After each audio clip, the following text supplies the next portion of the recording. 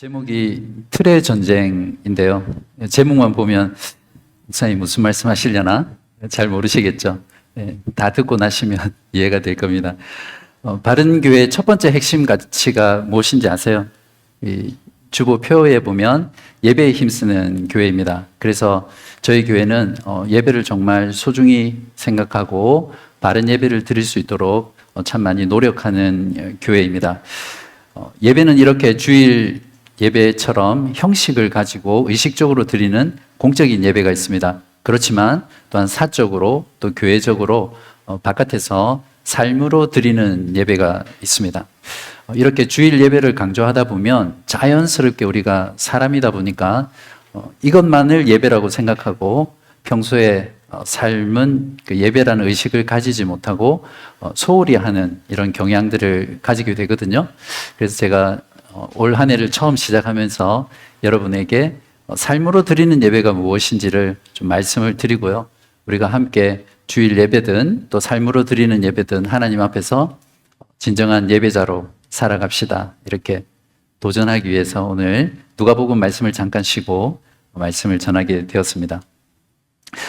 일단 로마서를 잠깐 개관을 하면요. 그러니까 로마서는 사도 바울이 고린도에 있을 때 로마 교회에 쓴 편지입니다. 그러니까 로마 교회 안에는 주로 로마인, 즉 이방인들이 회심하고 그리스도인들이 많이 됐지만 여전히 유대인들, 그리스도인들이 있었거든요. 그래서 유대인들의 율법, 제사 이런 것들하고 또 이방인들하고 사이에 어떤 여러 가지 문제들이 있었습니다. 그래서 그 문제를 해결하기 위해서 쓴 책이 편지가 로마서라고 이해를 하시면 됩니다. 그래서 전부 16장으로 되어 있습니다. 1장부터 16장까지인데요. 11장까지는 교리편입니다. 그러니까 신학적인 내용에 대해서 가르침에 대해서 말하고 있고 12장부터는 그 교리를 근거로 그러면 여러분들이 이렇게 사십시오 하고 12장부터 15장 13절까지 실천 삶에 대한 내용이 나오고요. 그리고 나머지 부분은 이제 서바나, 그러니까 스페인이죠. 스페인으로 자기가 선교를 갈 건데 그 선교에 여러분들이 지원을 해주시면 좋겠습니다. 이제 이런 내용으로 로마서가 구성이 되어 있습니다. 그래서 12장부터 15장 13절까지 그 삶에 대한 부분, 실천편에는 개인 생활, 또 은사, 또 교회 생활, 또 사회 생활, 또 정부에 대해서 이러한 내용들이 쭉 여러 부분으로 나와 있습니다. 자, 바울은 오늘 설교 본문이 시작되는 12장 1절에서 그러므로라고 시작을 하고 있거든요. 여러분이 성경을 읽을 때 항상 이 그러므로, 그러나, 그런데 이런 접속사를 보면 이게 무엇을 가리키는가 이걸 잘 살펴봐야 성경을 잘 이해할 수 있습니다. 자, 1절 상반절을 보시면 그러므로 형제들아 내가 하나님의 모든 자비하심으로 너희를 권하노니 여기서 그러므로라는 것은 바로 앞에 9장에서 11장에 보면 하나님의 주권에 대해서 이야기하고 있거든요. 그래서 그것을 가리킬 수도 있지만 그거보다는 1장부터 11장 전체 바울이 가리켰던 교리적인 내용 전부를 가리킨다고 보면 됩니다. 그래서 사도 바울은 이제 삶에 대한 실천편으로 넘어가면서 그러므로 여러분들이 이렇게 살아야 됩니다. 이걸 말하고 싶은 겁니다. 교리는 반드시 삶으로 이어져야 합니다. 그러니까 실천이 없는 신학 또 교리는 메마른 지성주의를 낳죠. 그래서 보통 우리들이 많이 비판할 때 한국의 장로교회는 너무 지성주의로 빠졌다 이런 비판을 많이 하잖아요. 그러니까 말씀과 교리는 정통인데 그 교리와 신학이 실제 삶에서 드러나지 않고 사라지지 않는다면 그거는 말 그대로 메마른 어떤 지성주의에 빠지게 되겠죠.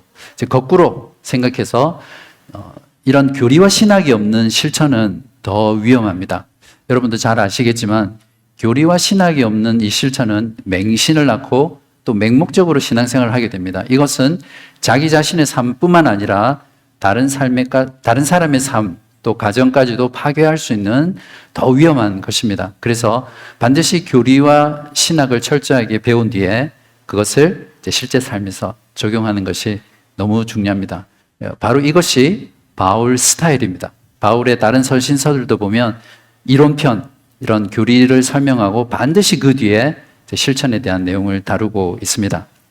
자, 바울은 여기서 믿음으로 의롭게 된 자들이 어떻게 살아야 하는지를 그 근거를 들고 있는데 하나님의 자비를 근거로 여러분은 이렇게 살아야 됩니다. 근거를 들고 있습니다. 1장에서 11장에서 말한 그 내용을 한마디로 요약하면 하나님의 자비입니다. 그래서 사도 바울은 자신이 가르쳤던 그 모든 내용을 하나님의 모든 자비하심이라고 말하면서 그것을 근거로 여러분 이렇게 사십시오. 그렇게 하고 있습니다. 하나님의 자비가 무엇입니까? 우리가 로마서 1장부터 11장을 다루지 않았기 때문에 여러분이 정확하게 이해를 하지 않고 있을 수도 있지만 정리를 하면 복음입니다. 즉 죄로 인해서 하나님의 영원한 심판과 진노 아래에 있는 그 인간의 비참한 상태를 말한 뒤에 인간 스스로는 결코 자신을 구원할 수 없다는 것을 드러내고 그래서 하나님께서 자신의 아들 독생자 예수 그리스도를 보내셔서 죄인을 위해 십자가에 죽게 하시고 부활하게 하셨습니다. 그래서 그 예수 그리스도를 믿음으로 의롭게 하시고 영원한 생명 주시고 하나님의 자녀 삼아 주셨다라는 것이 로마서 1장부터 11장에 드러난 그 복음, 하나님의 자비에 대한 전체 내용입니다. 그렇기 때문에 저와 여러분이 이 하나님의 자비를 받지 않은 사람이라면 바울의 이 권면의 말씀을 전혀 듣지 않아도 됩니다. 그냥 여러분 마음대로 살아가도 되죠. 그러나 여러분이 복음을 통해서 하나님의 자비를 경험하고 누리는 사람이기 때문에 오늘 사도 바울을 통해서 제가 드리는 이 말씀을 여러분이 꼭 마음에 새기고 실천하면서 이렇게 살아야 될 것입니다. 이제 바울은 하나님의 자비로 구원을 받은 자가 구체적으로 어떻게 살아야 하는가를 말하고 있는데요. 1절과 2절에서 말하고 있는데 이 1절과 2절은 뒤에 나오는 전체 삶에 대한 어떤 서론 또 요약이라고 보시면 됩니다. 그래서 세 가지를 말하고 있는데요. 너희 몸을 하나님의 거룩한 산 제물로 드리라. 이게 첫 번째고요. 그다음에 두 번째는 이 세대를 본받지 말라. 이게 두 번째입니다. 그리고 세 번째는 마음을 새롭게 함으로써 변화를 받아라. 이렇게 세 가지로 말하고 있습니다. 근데 이 뒤에 두 가지는 첫 번째에 대한 구체적인 삶의 내용이다. 이렇게 보시면 됩니다. 그러니까 크게는 보면 우리들의 몸을 하나님의 거룩한 산 제물로 드리라. 이것이 하나님의 자비로 구원받은 자가 살아가야 될 삶의 어떤 본질이다. 이렇게 이해를 하시면 됩니다. 하나씩 살펴보겠습니다. 12장 1절을 먼저 보십시오. 그러므로 형제들아 내가 하나님의 모든 자비하심으로 너희를 권하노니 너희 몸을 하나님이 기뻐하시는 거룩한 산 제물로 드리라. 이는 너희가 드릴 영적 예배니라. 자, 하나님의 자비로 구원받은 자가 살아야 될 첫 번째 삶은 무엇입니까? 너희 몸을 거룩한 산 제물로 드리라. 우리 몸을 산채로 하나님께 바치라는 말입니까? 마치 인신제사처럼 들리죠.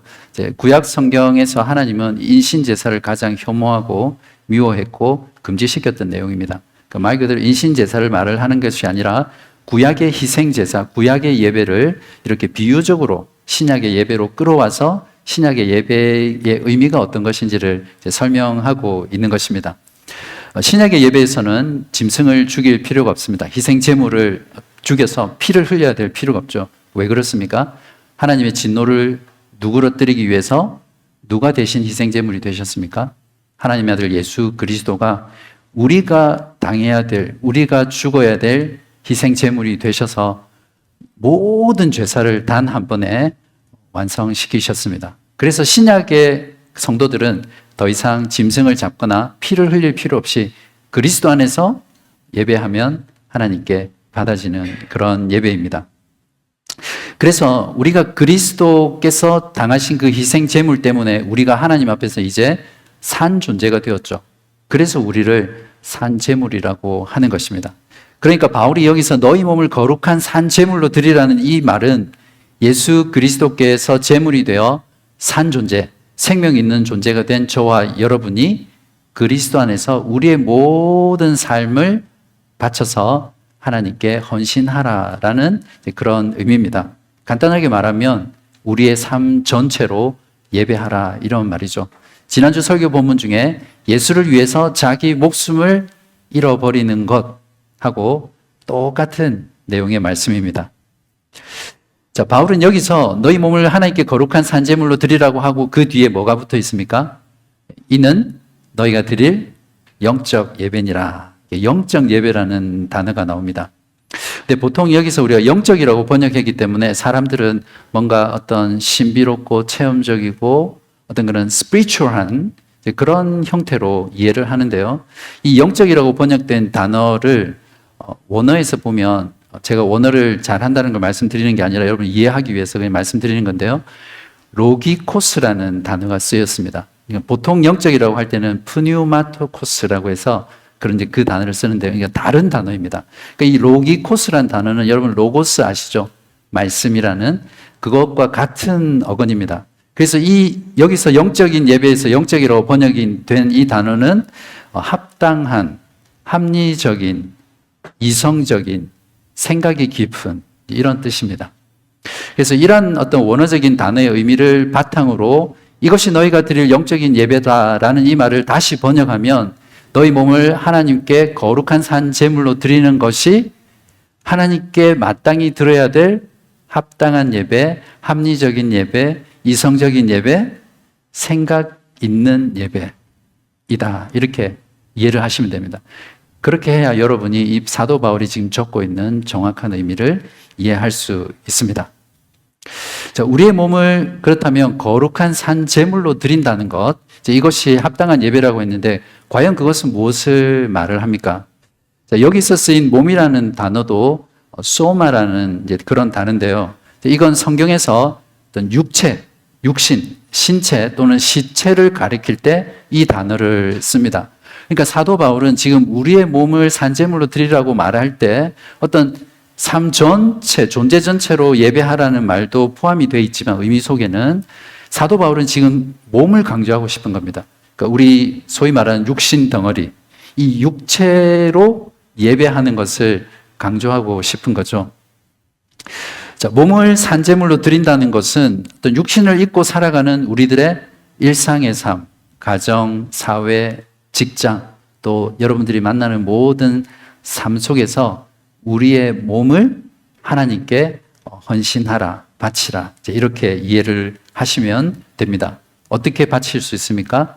거룩한 삶. 즉, 거룩이라는 것은 구별되고 또 성결한 걸 말하거든요. 그러니까 세상 사람들과 구별된 삶, 세상 사람들과 다른 순결한 삶으로 우리의 삶 전체를, 우리의 몸으로 살아가는 그 삶 전체를 하나님께 바치라. 이것이 너희 몸을 거룩한 산제물로 드리라는 의미입니다.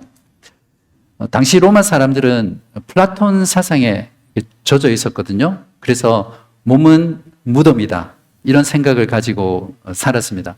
그래서 이 육체라는 것은 어떤 벗어나야 될 어떤 감옥이다. 이렇게 생각을 했거든요. 그래서 육체는 천하고 또 악한 것이었습니다. 반면에 육체 안에 있는 영혼은 거룩하고 이제 선한 것이라는 그런 생각이 그 당시의 사람들 속에 꽉 차 있었던 거죠. 자, 이런 생각을 가지고 살아가면 두 가지 삶의 형태가 나타납니다. 하나는 이제 금욕주의겠죠. 말 그대로 자신의 몸을 정말 이렇게 학대한 수준으로 이제 고행하듯이 그렇게 금욕적으로 사는 거죠. 모든 걸 끊어버리고 어떤 영적인 것만을 추구하는 거죠. 수도사들이 그렇게 살았는데 오늘날 기독교 안에도 이런 금욕적인 신앙생활을 하는 사람들이 많죠. 그래서 기독교 안에 기쁨이 없고 어떤 종교적인 열심, 수행, 고행을 하는 이제 이런 형태로 신앙생활을 하는 사람들이 많습니다. 또 다른 형태는 무엇이냐면 이제 쾌락주의입니다. 어차피 육체는 악하고 더러운 것이기 때문에 몸을 마음대로 쓰는 거죠. 그러니까 이 내 몸은 마음대로 즐길 거 즐기고 육체의 쾌락을 만족시키면서 살아가는 거예요. 내 영혼만 보존하면 구원을 받을 수 있으니까. 이렇게 금욕주의적 삶, 또 쾌락주의적 삶으로 빠지게 되어 있습니다. 바로 로마 가톨릭이 바로 이러한 이원론, 거룩한 것과 세속적인 것을 철저하게 구별해서 1000년 동안 무지한 성도들을 속였고 올가맸죠. 그래서 교회의 일은 거룩한 것이고 너희들 평신도들의 일은 세속적인 것이다. 그리고 신부나 사제들은 성직, 거룩한 직이다. 이렇게 하고 일반 평신도의 직업은 세속적인 직업이다. 이렇게 분리를 했죠. 근데 개신교도 사실상 이제 이런 부분에서 자유롭지 못합니다. 요즘은 많이 없어졌는지 모르는데 지금도 보니까 한국의 큰 교회들은 여전히 목사를 성직자라고 부르고 또 교회당을 뭐라고 부릅니까? 성전. 그래서 교회 건축을 성전 건축이다. 이렇게 표현하는 교회들이 아직도 많이 있더라고요. 자, 그래서 교회에서는 교회의 방식대로 거룩하게 삽니다. 근데 세상에서는 세상의 방식대로 살아가죠. 그래서 오늘날 우리 신자들 가운데 이런 이중인격자들이 많은 이유가 바로 이러한 이원론 때문입니다. 그러니까 교회는 거룩한 곳, 세상은 속된 곳이다. 그래서 두 가지 방식으로 살아가는 거죠. 일종의 어떤 신앙의 정신분열증 같은 그런 현상들이 오늘날 기독교 안에 너무나 많이 있는 것은 바로 이러한 철저한 이원론적인 생각입니다. 사도 바울은 여기서 몸을 강조한 이유가 진정한 복음, 진정한 신앙은 몸과 영혼을 분리하는 것이 아니라 둘 다 하나님 앞에서 거룩한 것이다. 이것들을 이제 강조하고 있는 거죠. 그래서 사도 바울은 분명히 여기서 우리의 몸을 드리는 것이 하나님 앞에 드려야 할 합당하고 합리적이고 이성적인 예배, 또 하나님께서 기뻐하시는 예배라고 말을 하고 있습니다. 자, 그리스도인의 예배는 반드시 몸의 행위로 드러나야 합니다. 우리의 입술로는 다른 사람들을 위로하고 격려하고 또 복음을 증거하는 데 사용해야 되겠죠. 또 우리의 발로는 가지 말아야 될 곳에 가면 안 됩니다. 선한 곳에 가고 또 이웃을 섬기는 자리로 우리의 발을 부지런히 움직여야겠죠. 우리의 눈은 음란하고 죄된 것들을 바라보는 대신 거룩하고 영적이고 영원한 것들을 소망하면서 그것들을 바라보는 그런 실제적인 몸으로 사는 삶이 필요합니다. 사도 바울은 신약 성경 자신이 쓴 성경 전체에서 특히 이 몸을 많이 강조했습니다. 사도 바울이 편지를 썼던 그 1세기 당시의 로마 사회는 도덕적으로도 타락해 있었지만 성적으로도 너무나 타락했던 그런 시대였어요. 그래서 이 결혼이라는 제도가 잘 보존되지 않았는데 아내는 그냥 자식을 낳기 위한 어떤 수단으로 생각했고요. 실제로 그 남편이 사랑하는 사람은 그 결혼 밖에서 찾았습니다. 그래서 어떤 역사학자들은 로마 안에 어떤 그 정상적이지 않은 관계를 통해서 태어난 그런 태아들 또 어린아이가 버려져서 이 태우는 그 산이 태산이다. 이렇게 표현할 정도로 얼마나 성적으로 문란해졌는지 모릅니다. 그래서 특별히 사도 바울은 성경 서신서 곳곳에서 너희들이 하나님 앞에서 성적으로 거룩해야 된다. 그것을 많이 강조했습니다. 그래서 다른 모든 죄는 몸 밖에 짓는 죄이지만 성적인 죄는 고린도서 6장 8절에 보면 자기 몸으로 짓는 죄다. 그렇게 말을 하면서 음행을 피하도록 공고를 하고 있습니다. 아마 사도 바울은 여기서 몸으로 거룩한 산제물을 드리라고 했을 때 바로 이러한 부분들이 다 포함이 되었을 거라고 우리는 분명히 확신할 수 있습니다. 이처럼 우리의 몸으로 거룩한 삶을 살아가야 하고요. 그것이 하나님이 기뻐하시는 참된 영적인 예배입니다. 자, 사도 바울은 이어서 우리 몸을 하나님께 거룩한 산제물로 드리는 것에 대해서 두 가지로 좀 더 구체적으로 설명하고 있습니다. 하나는 부정적인 건데 이 세대를 본받지 말라는 것이고 또 하나는 긍정적인 내용으로 마음을 새롭게 해서 변화를 받아라. 이 두 가지를 말하고 있는데요. 먼저 이 세대를 본받지 말라고 말합니다. 2절 첫 부분을 한번 보십시오. 너희는 이 세대를 본받지 말고. 자, 여기서 본받는다라는 말은 영어 성경에 보면 conform이라는 단어입니다. 그래서 form이라는 건 어떤 틀, 형태죠. con이라는 것은 같이 맞춘다 이런 거잖아요. 그러니까 세상하고 이 폼을 같이 맞추지 마라. 이제 이런 말입니다. 그래서 원어 사전에 보면 이 conform, 본받는다는 단어가 어떤 틀에 따라서 모양을 만들다. 그렇게 표현되어 있습니다. 쉽게 설명하면 여러분이 밀가루 반죽, 빵 반죽을 만들어서 붕어빵을 만들려면 어떻게 하시면 돼요? 붕어빵 틀에다가 반죽을 부어서 뚜껑 닫고 구워내면 붕어빵이 되죠. 국화빵 만들려면 어떻게 하면 됩니까?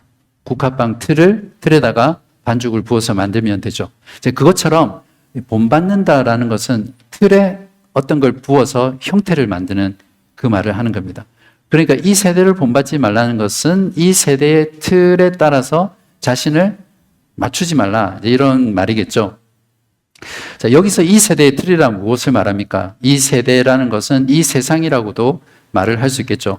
바로 지금 세대, 또 지금 세상 사람들이 가지고 있는 어떤 생각의 틀, 그걸 다른 말로 프레임이라고 그렇게 부를 수도 있고요. 다른 말로 세계관이다. 이렇게 부를 수도 있습니다. 바로 이 틀, 이 프레임에서 세상 사람들의 윤리, 도덕, 또 모든 문화적인 것이 여기에서 다 나옵니다. 지금 우리들이 목격하는 모든 현상들은 그냥 사람들이 무작위로 하는 것이 아니라 그 세상 사람들을 지배하고 있는 이 프레임이 있습니다. 이 세계관이 있습니다. 그러니까 사탄은 바로 이 세계관을 장악하고 세상 사람들을 조종하고 통제하거든요. 여러분도 다 잘 아시겠지만 사람들은 자기가 생각하는 대로 살게 되어 있습니다. 그래서 무엇을 생각하느냐가 그 사람의 삶을 결정해요. 그러니까 우리가 어떤 생각을 하면서 사는가가 참 중요한데 이 세대 사람들이 생각하고 있는 그것이 이 세상 사람들을 만들어 가는 거죠. 그러니까 이 세상 사람들의 이 프레임이 뭔지 이걸 알면 세상 사람들의 모든 행동들이 우리가 다 이해할 수 있습니다. 지금 이 시대 정신이 무엇입니까? 이 세상의 틀이 무엇이죠? 한마디로 무신론입니다. 그러니까 하나님은 없다. 그러니까 역사상 지금 시대에만이 유일하게 하나님이 없다라는 것이 전제되어 있는 시대입니다. 그 이전에는 어떤 신이든지 신은 있다. 이것이 기본적으로 깔려 있었거든요. 근데 우리가 살아가는 지금 시대는 하나님은 없다. 하나님이 없으니까 결국 마음대로 살아갈 수 있는 거죠. 과학과 기술이 신이 되어 살아가는 시대입니다. 그래서 이 무신론과 과학과 기술이라는 신이 합해지면 극도의 인본주의가 만들어집니다. 인간이 세계와 우주의 중심이 되고요. 또 모든 도덕적인 판단, 윤리의 기준, 삶의 기준이 인간이 됩니다. 그러니까 하나님이 아니라 성경이 아니라 인간 자신이 되는 거죠. 그래서 이제 내가 신이 되는 겁니다. 그 인간의 중심에는 내가 있죠. 이걸 자아라고 합니다. 그러니까 지금 우리가 살아가는 시대의 시대 정신은 자아 숭배의 시대입니다. 동의하세요, 여러분? 절대적인 기준, 절대적인 선이 없습니다. 모든 사람이 다 기준이 되고 이제 선이 되는 거죠. 개인의 선호도, 또 개인의 생각, 또 개인의 기호 이런 것들이 선이 되는 거죠. 그래서 오늘날 정체성의 문제도 결국에는 각 개인이 자신이 생각하고 있는 그 성이 자신의 성의 정체성이 되는 시대잖아요. 근데 이런 생각들의 근본적인 걸 추적해서 올라가면 결국 인본주의라는 것이 그 끝에 자리 잡고 있습니다. 요즘 시대의 메시지가 이런 거죠. 네가 원하는 건 무엇이든지 할 수 있다. Be yourself. 나이키의 캐치프레이즈가 뭡니까? 신발 한번 확인해야 되는데. 예, just do it. 그죠? 네가 원하는 거는 그게 무엇이 됐든 일단 한번 해봐. 그거잖아요. just do it. 근데 그 메시지 안에는 사실은 일단 한번 신어봐. 그 메시지가 들어있는 겁니다. 그러니까 극도의 어떤 소비주의나 마케팅 기법이 들어있는데 지금 시대가 이제 그런 시대입니다. 내 자신이 세상의 중심, 우주의 중심이 되어서 내가 판단자가 되어서 살아가는 시대이죠. 그래서 나도 맞고 너도 맞고 너도 맞아요. 근데 이 선을 넘어가면 그때 이제 전쟁이 일어나는 겁니다. 왜 우리끼리 그런 말 많이 하잖아요. 선 넘지 마라. 너 선 넘었어. 그러니까 내가 치고 있는 그 영역을 누군가 넘어와서 너 잘못됐어? 그거 아니야? 그렇게 살지 마. 간섭하면 이제 그때는 엄청난 이제 충돌이 일어나는 시대가 지금 이 세상 사람들을 사로잡고 있는 시대 정신입니다. 그래서 세상 사람들과 그리스도인은 결코 양립할 수 없습니다. 두 개의 세계관이 서로 충돌하기 때문에 그렇습니다. 삶의 목적과 의미, 또 무엇이 위대한 삶인지 그것을 추구하는 것, 선과 악을 대응하는 법, 개인의 야망, 또 성공의 기준, 또 삶의 목표, 결혼, 정체성에 대한 부분, 정직에 대한 부분, 문화적인 부분, 모든 부분에서 세상과 그리스도인은 함께 갈 수 없습니다. 그리스도인인데 내가 이 세상에서 살아가는 것이 너무 편안하다. 그런 사람들은 한번 잘 생각해 보셔야 됩니다. 오늘 끝나고 그냥 가지 마시고 저를 꼭 만나 주시면 좋겠습니다. 자, 그래서 그리스도인은 이 세상의 틀에 자신을 부어서 살면 안 됩니다. 세상이 찍어내는 붕어빵, 국화빵 그 틀에 자신을 맞추어서 순응하고 동화되어서 살면 결코 안 될 것입니다. 그렇기 때문에 신앙생활은 매일매일 이 틀과 세상의 틀과 싸우는 이제 틀의 전쟁이라고 할 수 있는 것입니다. 자, 두 번째로 사도 바울은 우리 몸을 하나님이 기뻐하시는 산 제물로 드린다는 의미를 긍정적인 표현으로 마음을 새롭게 함으로 변화를 받아라 이렇게 말하고 있습니다. 2절 뒷부분입니다. 오직 마음을 새롭게 함으로 변화를 받아 하나님의 선하시고 기뻐하시고 온전하신 뜻이 무엇인지 분별하도록 하라. 자, 여기서 변화를 받는다는 것도 역시 영어 성경을 보면 be transformed입니다. 그러니까 form이 있고 trans니까 form이 형태죠, 틀이죠. 그래서 틀을 바꾼다 이런 뜻입니다. 그러니까 너희가 마음을 새롭게 해서 이 틀을 바꾸어라 이제 이런 말이죠. 자, 여기서 쓰인 변화를 받는다라는 것은 신약 성경에 딱 두 번 나오는데요. 그 한 번이 이제 다음 주 설교 본문에 나오는 예수님께서 변화산에서 용모가 변화되잖아요. 그때 그 transform 된다는 단어가 바로 이 단어입니다. 그러니까 사도 바울이 우리에게 요구하는 변화를 받아라라는 것은 예수님께서 그 용모가 변화하신 것처럼 완전한 틀의 변화, 형태의 변화를 우리에게 요구하는 것입니다. 단순히 옷을 갈아입거나 또 여성분들이 변신하는 것처럼 화장을 해서 변하는 그런 것을 말하는 것이 아닙니다. 그저 그리스도인이면 이런 행동을 해야 돼. 주일 예배 잘 지키고 전도하고 또 그리스도인으로서 이렇게 살아야 돼. 그런 어떤 행동 몇 가지를 하는 것을 말하지 않습니다. 총체적인 변화고 완전히 업사이드 다운하는 근본적인 변화를 사도 바울은 여기서 말을 합니다. 즉 우리의 틀을 바꾸고 프레임을 바꾸고 세계관을 완전히 전환하라. 이런 말씀이죠. 예수를 믿고 회심한 자들이 겪는 변화가 바로 이런 변화입니다. 그래서 예수를 믿고 나면 세상이 달라 보입니다. 여러분도 그런 경험 하셨죠? 예수 믿게 됐을 때 예수 믿기 전에 보았던 그 세상이 아니라 완전 다른 세상. 그래서 그냥 하늘을 봐도 하나님을 생각하고 또 블루마운튼 멋진 곳에 가면 주 하나님 지으신 모든 세계 하면서 자연을 보는 세계도 달라지고 내 삶에 일어나는 모든 어려움, 고통, 환난조차도 성경을 통해서 다른 눈으로 보게 되잖아요. 그것이 회심의 증거입니다. 그렇기 때문에 예수를 믿고 그리스도인이 된다는 것은 정말 혁명적인 사건입니다. 삶의 대변혁, 대전환이 일어나는 것이죠. 물론 이런 어떤 정도는 사람마다 틀리겠죠. 어떤 사람은 대변혁인데 조금 약하게 일어날 수 있고 어떤 사람은 정말 천지가 개벽하는 것처럼 이 전과 뒤가 너무나 다른 사람도 있습니다.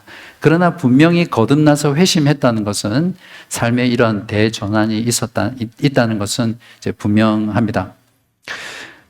사람의 삶에 큰 변화를 일으키는 어떤 계기들이 우리가 살다 보면 일어나죠. 그래서 그러한 계기를 기준으로 비포와 또 애프터가 이렇게 확연히 달라지는 그런 사건들이 있을 겁니다. 어떤 사람에게는 한 사람의 만남이 그럴 수 있고요.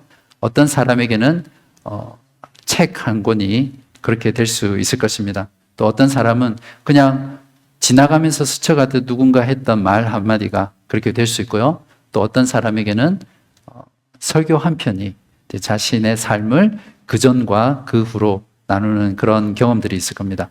아마 모든 신자들에게는 복음을 듣고 예수를 믿게 된 것이 이제 그런 경험 중에 계기 중에 하나가 되겠죠. 제 삶을 비포와 애프터로 나누게 한 어떤 하나의 아주 놀라운 계기가 있었는데요. 그걸 제가 여러분에게 소개시켜 드리고 싶습니다. 바로 책인데요. 제가 책을 가져왔습니다. 화면에 좀 보여주십시오. 이 책이거든요. 책 팔려고 나온 건 아니고요. 제가 이 책을 읽기 전에 어떤 삶을 살았냐면 저는 보기하고는 다르게 죽음에 대한 공부가 참 많았습니다. 어렸을 때부터 만성 두통 때문에 많이 힘들었고, 그래서 두통이 한번 찾아오면 정말 사는 게 힘들다. 어리지만 초등학교 6학년 때부터 그랬어요.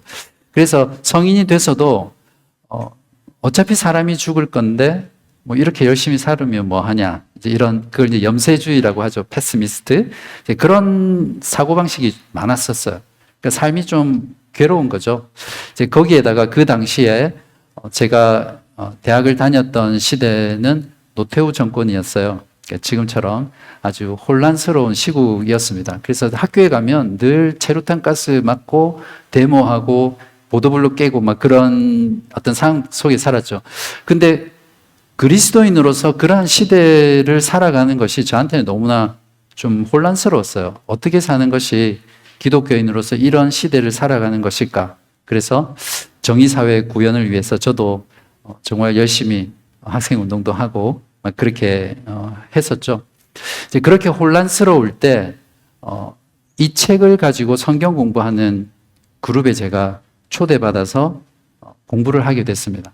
그래서 이 책을 통해서 완전히 제 세계관이 말씀을 통해 새롭게 되고 변화를 받았고요. 그리고 그 이후부터 세상을 바라보는 모든 시각, 관점, 이해가 다 바뀌었어요. 그러면서 그 이후부터 제 그리스도인으로서의 삶은 너무나 많은 변화를 경험했던 그런 기억이 있습니다. 그래서 여러분 저 책 원하시면 제가 빌려드리겠습니다. 사서 보시든지 빌려서 꼭 보시길 바랍니다. 자, 그렇다면 우리가 뭐 이런 책을 통해서도 우리가 변화될 수 있지만 구체적으로 오늘 말씀은 어떻게 우리가 변화를 받아야 합니까? 바울은 마음을 새롭게 함으로 변화를 받아라고 말을 합니다. 자, 여기서 마음이라는 것 역시 어떤 우리가 생각하는 그런 어떤 마음이라기보다는 정확하게 생각하고 계획하고 이해하는 어떤 지성적인 기능을 가진 마음을 이야기하거든요. 그러니까 여기서 적어도 이 본문에서 마음을 새롭게 한다라는 것은 우리의 지성을 새롭게 하는 겁니다. 즉 우리의 세계관, 우리의 틀을 새롭게 하는 변화를 이야기하죠. 자, 마음의 변화를 받는 것 역시 이처럼 틀의 전쟁입니다. 골로새서 3장 10절을 보면 이것을 잘 말해주는데요. 자, 너희가 새 사람을 입었으니, 여기서 새 사람을 입었다는 것은 거듭났다라는 말입니다. 자, 이는 자기를 창조하신 이의 형상을 따라 지식에까지 새롭게 하심을 입은 자다. 즉 거듭난 자는 물론 지정의 모든 것이 변화되지만 특별히 골로새서는 우리 지식에까지 새롭게 되었다. 즉 세계관이 바뀌었다, 틀이 바뀌었다, 프레임이 바뀌었다. 이런 말을 하고 있는 것입니다. 자, 그렇다면 우리의 마음을 새롭게 하려면 어떻게 해야 됩니까? 우리가 어떻게 마음을 새롭게 할 수 있습니까? 우리의 지성을 어떻게 새롭게 할 수 있습니까? 네, 그것은 오직 말씀과 성령을 통해서입니다. 성령께서는 말씀을 통해서 역사하기 때문에 그렇습니다. 그래서 우리가 말씀을 듣고 배우고 읽고 묵상하고 말씀을 나눌 때 성령께서 그 말씀 가운데 역사하셔서 정확하게는 조명한다고 표현하는데요. 역사하셔서 우리의 생각, 우리의 정신, 우리의 가치관, 우리의 세계관 그런 것들을 하나님의 뜻에 맞게 성경에 맞게 조성해 나가십니다. 그 틀을 변화시켜 주시는 거죠. 그래서 오늘처럼 이렇게 매주일 말씀을 듣고 또 성경 통독 같은 프로그램을 통해서 말씀을 읽고 코이노니아에서 말씀을 나누고 또 제가 소개했던 것처럼 좋은 신학 서적, 신앙 서적 이런 것들을 통해서 우리가 우리의 마음을 새롭게, 우리의 지성을 새롭게 할 수 있습니다. 이런 삶이 평소에 누적이 되면 그것을 통해서 우리의 생각, 우리의 가치관, 세계관이 틀이 성경의 틀로, 복음의 틀로 이렇게 점점 변화되어 갈 수 있는 것이죠. 자, 바울은 마지막으로 그 뒷부분에 이어서 마음을 새롭게 해서 변화를 받아야 될 목적이 무엇인가를 말하는데요. 2절 끝부분입니다. 너희는 이 세대를 본받지 말고 오직 마음을 새롭게 함으로 변화를 받아. 자, 그 다음부터 목적이 나오는 거죠. 하나님의 선하시고 기뻐하시고 온전하신 뜻이 무엇인지 분별하도록 하라. 자, 여기서 분별한다는 것도 병원에서 종합 검진을 하듯이 몸의 구석구석을 샅샅이 검사한다, 이런 표현입니다. 즉 오늘날처럼 모든 것이 섞여 있는 시대, 어떤 100% 진리, 100% 가짜가 없습니다. 다 섞여 있습니다. 100% 복음, 100% 가짜 복음, 그렇지 않아요. 다 섞여 있습니다. 그런 섞여 있는 혼합주의 시대 가운데서 하나님의 선하시고 기뻐하시고 온전한 뜻이 무엇인지를 분별하기 위해서는 우리가 이렇게 마음을 새롭게 함으로 이제 변화를 받아야 합니다. 이것이 우리가 우리의 지성을 새롭게 하는 변화의 목적입니다. 말씀을 정리하겠습니다. 바울은 하나님의 자비로 구원받은 자가 살아야 될 삶으로 우리의 몸을 하나님께 거룩한 산 제물로 드리라고 했습니다. 그것은 우리의 모든 삶을 통해서 하나님 앞에서 거룩한 삶으로 헌신하는 것을 말한다고 했습니다. 이 삶을 위해서는 두 가지가 있는데요. 하나는 무엇입니까? 이 세대를 본받지 말고, 즉 이 세상의 틀에 나를 맞추어 순응하고 동화되어서 살지 말고 새롭게 되어, 마음이 새롭게 되어 변화를 받아라. 즉 성경의 세계관, 복음의 세계관으로 우리의 틀을 바꾸라. 그렇게 해서 하나님의 뜻을 분별하고 살아갈 때 그것이 하나님께 영광이 되고 하나님께 기쁨이 되는 살아있는 예배, 산 예배, 영적인 예배, 합당한 예배가 될 줄 믿습니다. 바라기는 2025년 우리 첫 주인데요. 올 한 해 동안 여러분이 정말 하나님 앞에서 참된 예배자로 서기를 원합니다. 매주일 이렇게 주일 공예배를 신실하게 또 마음을 다해서 성실하게 참여하시고 드리시고요. 또한 여러분의 모든 삶 가운데서 세상의 틀과 싸워서 이겨서 하나님의 틀, 성경의 틀로 바꾸면서 늘 승리하는 그런 참된 예배자로 살아가기를 주님의 이름으로 간절히 기도합니다.